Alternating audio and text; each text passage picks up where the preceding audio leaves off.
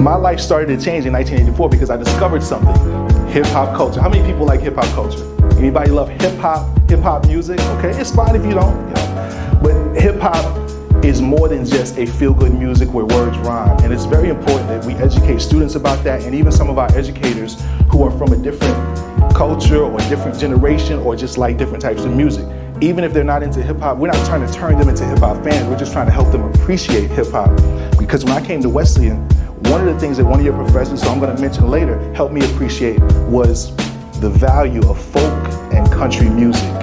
Because I was not a fan, but I grew to appreciate a music outside of the music that I grew up with. So these guys, Run DMC. Run DMC is probably the first rap group that I encountered, and probably the first world famous rap group. During this time, they dropped this album called Run DMC in 1984, and one of the hit songs is It's Like That. But I put some words in bold here. Unemployment at a record high.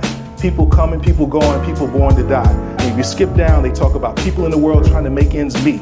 Bills fly high every day. We receive much lower. But they're talking about a social order that's in New York City. And it's the same thing I'm seeing in Swainsboro. So the music is already teaching.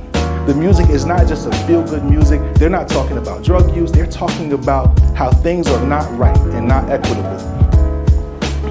So I'm getting a social justice education through music, and I'm not even realizing the weight of that and how that would impact me as an educator, as a principal, as an author early on.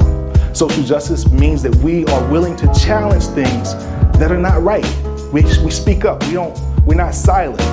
Haile Selassie, who was once the emperor of Ethiopia, says that, it's the responsibility of those who can do something to say something. And sometimes our silence helps allow injustice to occur. So we have to have a courageous stance in whatever we do and speak out when things aren't right. This is something that's not right.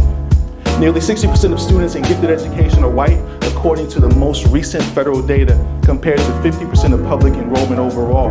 Black students, in contrast, made up 9% of students in gifted education, although they were 15% of the overall student population. And we see similar statistics when we look at incarceration rates. We see similar statistics when we look at the number of African American students who are referred for special ed versus to those who are referred, identified for gifted education. So that's been a priority of my administration as well.